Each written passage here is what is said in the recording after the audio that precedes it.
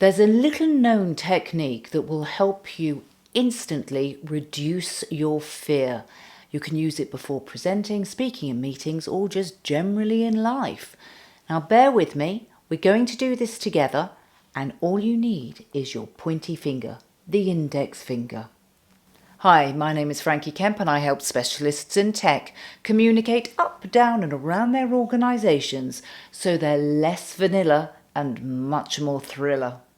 Today we're going to be looking at a specific aspect of Jin Shin Jyutsu, which is the 3,000-year-old art of light touch.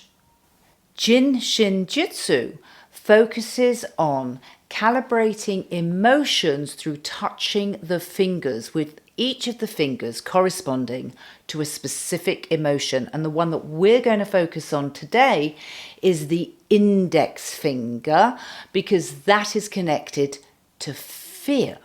Now, as a point of interest, the middle one is actually related to anger. So you might find that it subsides your anger when you hold it rather than sticking it up in the air.